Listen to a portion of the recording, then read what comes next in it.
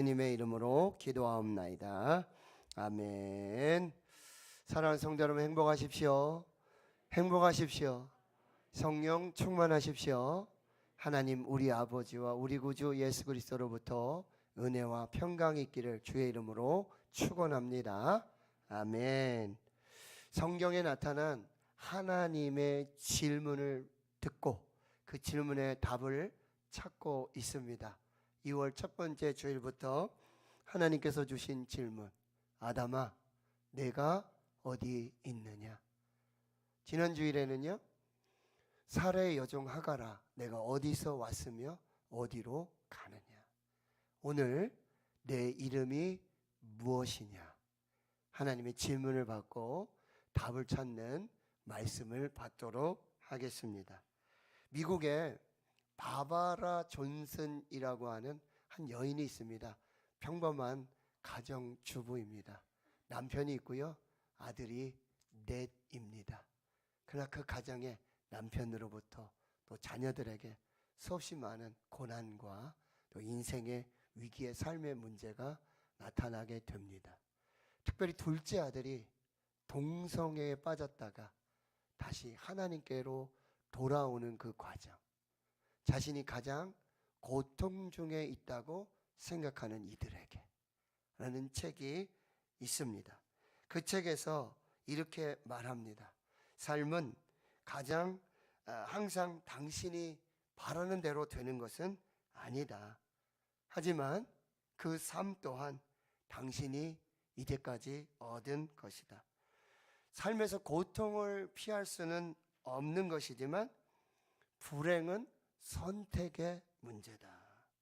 자신이 처해 있는 불행한 현실 때문에 낙담, 좌절감, 고독, 절망이라는 인생의 가시 속에서 헤어나지 못하든지, 아니면 하나님의 은혜와 무한하신 사랑, 우리와 변함없이 함께 하시는 그분의 임재하심, 그리고 이 세상 어느 곳에도 비할 길 없는 기쁨을 누리며 사는가는 당신의 선택에 달려있다. 인생의 가시를 선택할 수도, 인생의 꽃을 선택할 수도 있다. 나는 인생의 소망의 꽃을 선택했다. 당신은 무엇을 선택하겠는가? 바바라 존슨이 책에서 계속 강조하고 있는 것은, 고통과 절망의 문제는 상황도 환경도 아닌 자기 자신의 관점의 문제라는 것입니다. 세상을 살아보면 수없이 많은 문제가 있습니다. 하지만 그 문제의 뿌리를 찾아가면 결국 두 가지입니다. 하나는 하나님과의 영적인 관계 문제, 두 번째는 나 자신과의 관계 문제입니다. 우리는 끊임없이 다른 곳에서 해답을 찾으려 합니다. 그러나 문제와 크기와 모양은 다를지라도 모든 문제의 핵심은 하나님과의 영적인 관계, 그리고 나와의 자신과의 관계라는 것입니다. 장깔뱅 종교개혁자는 기독교 강요, 두꺼운 그 책 첫 장, 첫 페이지에 참된 지식이란 하나님을 아는 것과 나를 아는 것이다. 참된 지식이란 하나님을 아는 것과 나를 아는 것이다. 이렇게 기독교 강요를 시작하고 있습니다. 오늘 보면 창세기 32장은 세상적으로 성공한 인생처럼 보이는 야곱입니다. 그러나 절망과 고독의 상황 속에 놓여 있습니다. 이때 야곱은 하나님을 만납니다.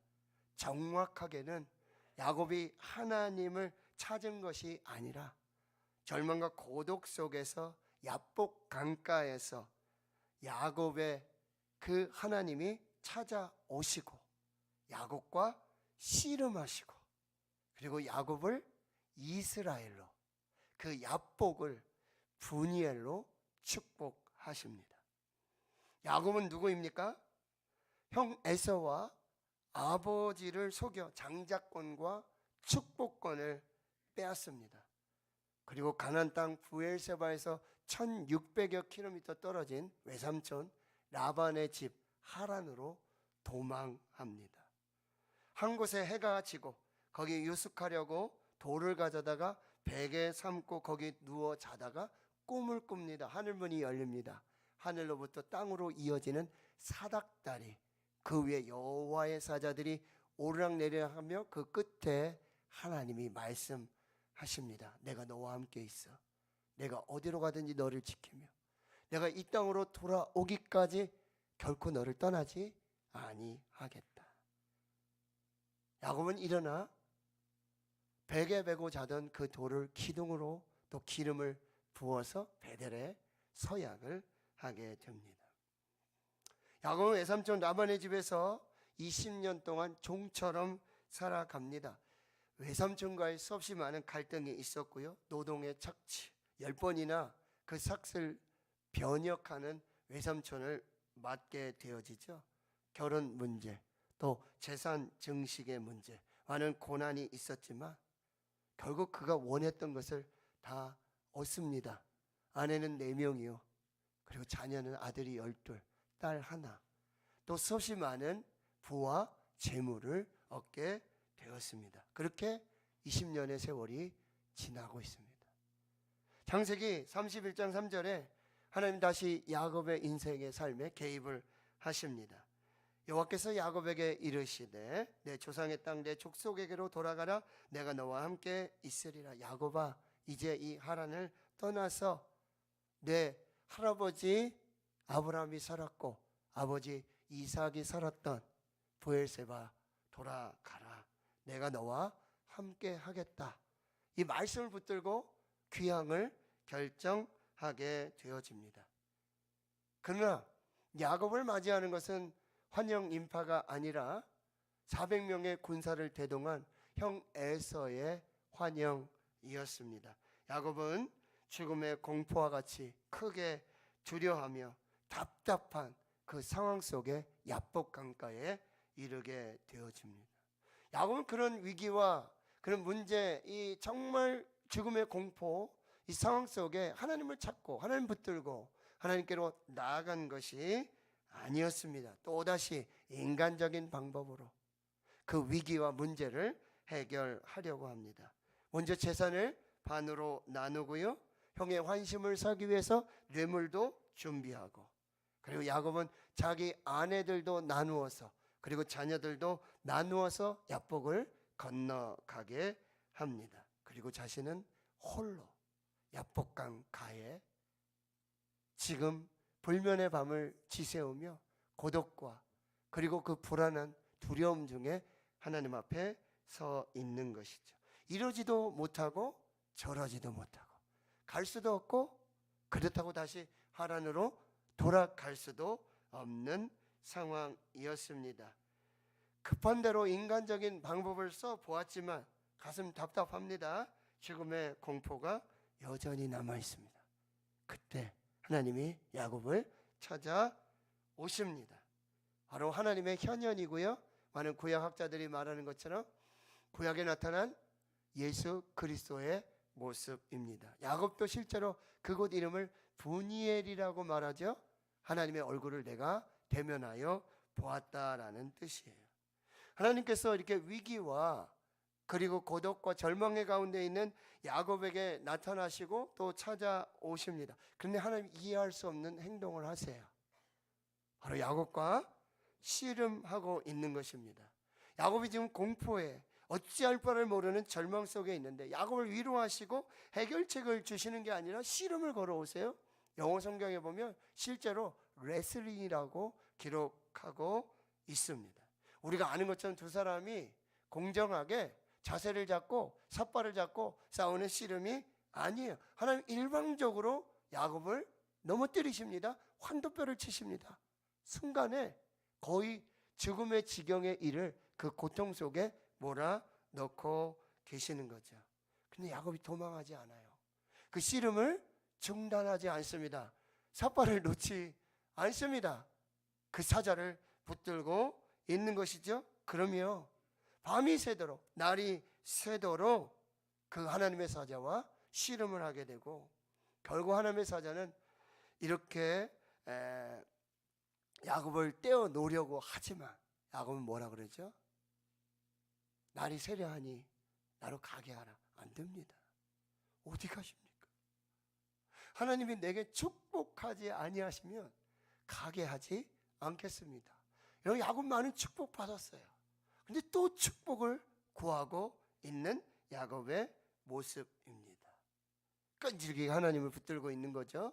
근데 이제 그 하나님의 사자가 내 이름 뭐야? 너 이름 뭐지? 야곱입니다. 다시는 야곱이라 부르지 말아라. 내가 이스라엘이 될 것이고 하나님과 사랑과 더불어 겨루어 이겼기 때문에 이스라엘이라 부를 것이라 말씀하시는 거죠. 하나님이 야곱의 이름을 모르십니까? 하나님 야곱의 이름을 다 아세요. 야곱이 처한 상황과 그 고난과 위기, 절망, 고독 다 아세요. 전지전능하신 하나님이십니다. 야곱의 외모뿐만 아니라 마음의 중심까지도 다 보고 알고 계시는 분이에요. 근데 하나님 찾아오셔서 야곱에게 내 이름이 무엇이냐 질문하신 까닭은 뭐죠? 두 가지. 오늘 첫째는요, 너 이제 더 이상 너의 이름 야곱을 내려놓으라는 말씀이에요. 야곱, 너 이름과 같이 살았던 너의 과거의 삶을 내려놓아라. 야곱이라는 이름의 뜻이 무엇입니까? 발꿈치를 붙잡았다. 그래서 태어날 때 형 에서의 발꿈치를 붙잡고 태어난 것이에요. 붙잡는다, 집착한다, 약탈한다, 속이다라는 의미가 있습니다. 야곱의 삶은 그 이름처럼 형 에서의 장자권, 축복권을 빼앗았어요. 남의 것은 무엇이든지 다 자기 것으로 빼앗아서 소유하려는 집착이 있었고요. 하나님 붙들고 하나님을 의지하는 삶이 아니라 세상을 붙들고 세상에 집착하며 살았던 사람이 바로 야곱입니다. 첫째는요, 여자에게 집착합니다. 라헬에게 이게 14년을 종처럼 일하고 있는, 야곱은요 자기가 가지고 싶은 것 있으면 집요하게 그것을 쟁취합니다. 둘째, 야곱은 재물에 집착합니다. 재물을 위해서라면 수단과 방법을 가리지 않습니다. 물질에 아주 민감한 사람이 바로 야곱입니다. 셋째는 야곱은 자식에게도 집착을 합니다. 사랑하는 아내 라헬이 낳은 아들 요셉에 대한 집착이 얼마나 큰지요? 요셉이 아직 어리잖아요. 채색 옷을 입혀요. 뭐지요? 우리 집 12아들이 있는데 우리 집의 장자는 요셉이고 이 요셉이 상속권을 가지고 있어 라는 것을 표현하는 것입니다. 이런 야곱의 편애 때문에 요셉이 어떤 인생을 살았는지 우리는 잘 알고 있습니다. 결국 야곱은 이제 바로 왕 앞에 가서 자신의 인생을 이렇게 고백하고 있는 거예요. 내 나그네 세월에 이 130년을 살고 있는데 내 나이가 얼마 못 되고 우리 조상의 나그네 연조에 미치지 못하는 험악한 세월을 살았어요. 험악한 세월을 살았어요. 그렇게 집착하고 그렇게 붙들고 그렇게 놓지 않고 하루도 쉬지 않고 그렇게 붙들고 살았던 그 삶의 결국을 자기 스스로 뭐라죠? 험악한 생활을 하게 되었다라고 고백하고 있어요. 모든 사람 본능적으로 붙잡고 놓지 아니하려는 그런 집착이 있습니다.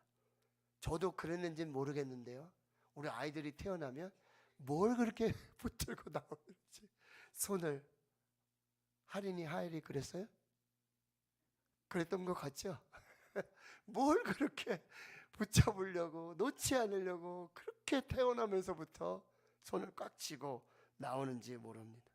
내가 집착하는 것, 집요하니만큼 움켜쥐려고 했던 것 내려놓는 거 쉽지 않습니다. 하나님께서 야곱에게 찾아오셔서 너 이름 뭐지? 야곱입니다. 아니 이제 야곱이 아니다, 이스라엘이다. 너 야곱의 인생 이제 내려놓아라. 네가 이제까지 붙잡았던 것들, 집요하게 움켜쥐고 있었던 그 손을 펴서 내려놓으라고 말씀하시는 것입니다. 초대교회 교부 어거스틴이 인생을 이렇게 정의합니다. 인생이란 뭘까요? 초대교부 어거스틴이 정의한 인생의 정의는, 인생이란 포기시키시는 하나님과 집착하는 인간과의 싸움이 인생이다. 포기시키시는 하나님과 집착하는 인간과의 싸움이 곧 인생이라고 말하고 있습니다. 하버드 대학교에서 박사학위 하셨죠? 몽골에서 선교 사역을 하셨던 이용규 선교사님 내려놓음, 거기에 보면 그 자녀 아들에 대한 이야기를 하세요. 마트에 갔는데 아이들이 장난감이, 그쵸? 너무나 귀하잖아요. 그걸 지고는 이제 그걸 계산대 위에 올려놓고 계산을 해야 진짜 자기 소유가 되잖아요. 근데 이걸 안 내려놓는 거예요. 그래서 이 아이채 들어가지고 계산대에 같이 올려놓은 그런 이야기를, 거기 내용 중에요, 당신이 내려놓으면 하나님이 움직이신다, 이렇게 말씀합니다. 아직도 마음 깊은 곳에 포기하지 못한 것이 있습니까? 우리 삶 가운데 이것만은 건드리지 말아달라고 막는 영역들이 무엇인지 헤아려 보십시오. 예수님의 발치까지 가져갔지만 더는 깨뜨리지 못한 채 여전히 두 손에 꽉 틀어지고 있지는 않습니까? 하나님, 저는 깨어지기 싫습니다. 상처받기 싫습니다. 내 체면도 좀 생각해 주세요. 나도 영광을 같이 받고 싶습니다. 나도 드러내고 싶습니다. 나도 적당히 같이 누리면 안 될까요? 그러나 하나님은 단호하게 말씀하십니다. 네 안에 내가 너무 크면 내가 들어갈 수 없단다. 나는 너에게 가장 좋은 것을 주고 싶구나. 그것이 바로 내 자신이다. 그러나 내 안에 내가 너무 커서 내가 들어갈 자리가 없구나. 내 것을 달라는 이유는 너의 것을 빼앗기 위해서가 절대 아니란다. 너를 온전케 하려면 내가 잡고 있는 것을 깨뜨리고 내려놓아야 한단다. 나는 너에게 가장 좋은 것을 주고 싶다. 하지만 내가 그것을 끝까지 잡고 있으니 줄 수 없는 것이란다. 우리 안에 혹시 하나님조차도 들어가실 수 없는 영역이 없는지 살펴봐야 합니다. 주님이 내 의식 깊숙한 곳에 들어가셔서 나의 주관자가 되도록 나를 내려놓는 연습이 필요한 것입니다. 두 번째로, 야곱, 내 이름이 뭐야? 예, 야곱입니다. 아니, 이스라엘이라 하자. 두 번째 주시는 메시지는요, 새 이름으로 새로운 인생을 주시겠다는 말씀이에요. 새 이름으로 새로운 인생을 주시겠다는 말씀이에요. 오늘 32장 28절을 보십시오. 그가 이르되 내 이름을 다시는 야곱이라 부를 것이 아니요 이스라엘이라 부를 것이니 이는 내가 하나님과 및 사람들과 겨루어 이겼음이니라. 하나님께서 야곱의 이름을 이스라엘로 바꾸어 주십니다. 다시는 야곱으로 살지 말고 새로운 이름으로 새로운 인생으로 축복해 주시겠다는 의미입니다. 그렇습니다. 우리가 어렵지만 힘들지만 우리가 붙잡고 집착하고 놓지 않으려는 것들을 내려놓을 때에 하나님이 찾아와 주세요. 우리 손을 붙들어 주시고 우리와 씨름해 주시고요, 그 씨름에서 져 주시는 것입니다. 하나님이 야곱에게 지신 것이 아니라 하나님이 야곱에게 져 주신 것입니다. 신학자 존 레스비는요, 우리의 삶에서 경험하는 온갖 딜레마는 우선순위를 잘못 선택해서 오는 것이다. 내가 내려놓을 것을 내려놓고 하나님을 우선순위로 놓을 때 하나님은 내 편이 되신다. 우리는 하나님을 제일 먼저 붙잡아야 한다라고 말하고 있어요. 우리가 붙잡고 집착하는 것들을 내려놓을 때, 우리가 우선순위로 삼는 것들을 내려놓을 때, 우리가 하나님을 제일 우선순위로 제일 먼저 붙잡을 때 하나님은 우리에게 져주시는 방법으로, 져주시고 안아주시고 품어주시고 복을 주시는 방법으로 우리의 인생을 바꿔 주신다라고 하는 것입니다. 야곱이 지금 야복에서 홀로 씨름하며 고독하며 하나님 앞에 절망하고 낙심하고 있을 때 그곳에 하나님이 찾아오세요. 분이엘, 내가 하나님의 얼굴을 배웠다라고 고백하고 있는 것이죠. 거기서 하나님은 씨름을 걸어오세요. 이제 너희 인생의 문제, 인간적인 문제가 아니라 영적인 문제, 나와 먼저 만나야 되고 나와 먼저 해결해야 될 그 영적인 문제가 있다고. 우선순위가 하나님이 되고 네가 이제 세상에 붙들고 집착하던 걸 내려놓고 하나님을 붙들고 하나님만 믿음으로 나아갈 때 너의 인생은 야곱이 아닌 이스라엘로 새로운 축복이 될 것이라고 말씀해 주고 있어요. 옥성석 목사님이 인간 야곱 이스라엘이 되다. 부제는요, 인간은 은혜 아니면 살아갈 수 없다라는 책에서 이렇게 쓰고 있습니다. 우리는 엉뚱한 문제를 붙잡고 허비하는 우를 범하지 않아야 된다. 우리는 엉뚱한 거 가지고 세상에 그 가치 가지고 좋은 평수, 좋은 직장, 그 영원하지 않는 것들 그거 붙들고 그거 움켜잡고 거기서 씨름하는 우를 범하지 말아야 한다는 거예요. 하나님과의 관계를 먼저 생각하고 하나님과의 우선순위를 먼저 생각하고 하나님의 뜻에 합당한 것인가를 순종하게 되면 다른 문제는 눈 녹듯이 사라진다라고 말해요. 그때 야곱이 이스라엘이 되는 새로운 축복의 인생이 열릴 것이라고 말씀하고 있습니다. 종교개혁의 장 깔뱅, 현재 성도들의 경험과 야곱의 경험 사이에 비슷한 점이 있다. 야곱에게 절망의 야복강가에서 보이는 형태로 나타나셨던 하나님은 오늘도 성도들의 개개인의 삶에서 나타나 주신다. 이처럼 성도들은 자신들의 시험 속에서 하나님과 씨름할 필요가 있다. 인생의 고독과 절망과 낙심 속에 하나님이 찾아오셔서 씨름하시는 그 하나님을 만날 때 비로소 야곱은 깨어지고 야곱의 환도뼈는 부러지고 이스라엘의 새로운 축복의 인생이 시작될 것이라고 말씀해 주시는 거죠. 하나님은요, 하나님의 방법으로 야곱의 문제를 해결해 주십니다. 우리는 문제나 절망 속에서 하나님께 집중해야 합니다. 하나님을 만나야 합니다. 하나님만을 붙잡아야 합니다. 하나님과 씨름해야 합니다. 그리고 현현하여 나타나시는 하나님을 만날 때 우리의 야곱이 죽어지고 환도뼈가 끊어지는 야곱이 이스라엘 되어지는, 그래서 이스라엘의 새로운 인생을 시작하시고 출발하게 하시는 그 하나님을 만나야 하는 것입니다. 실패해도 괜찮습니다. 과거에 문제가 있어도 괜찮습니다. 우리가 사는 세상 속에서 어떤 것을 붙잡고 어떤 것을 집착했더라도 괜찮습니다. 지금이 중요합니다. 지금 나는 하나님을 붙잡고 있는가? 지금 나는 하나님께 집중하고 있는가? 지금 나는 하나님이 우선순위가 되고 있는가? 나는 지금 하나님과 씨름하고 있는가?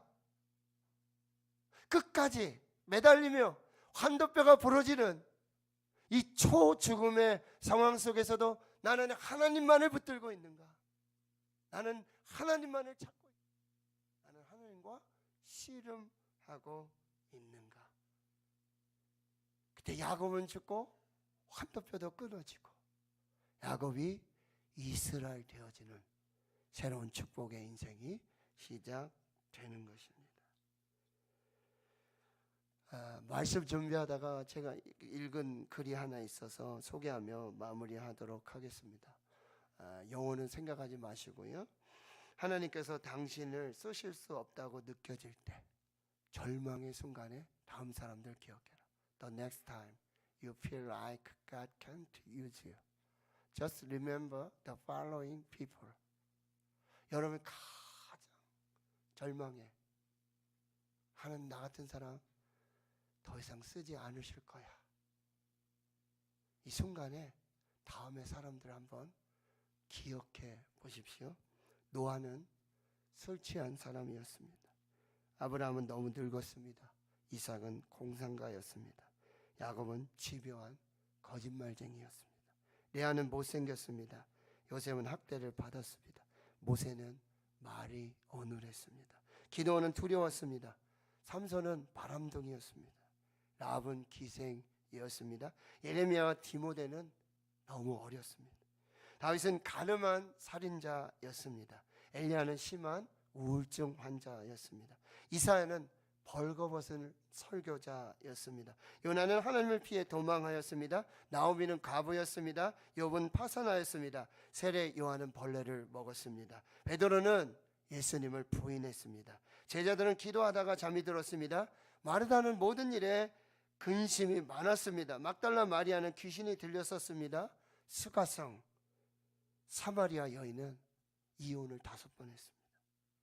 삭개오는 키가 작았습니다. 바울은 너무 율법적이었습니다.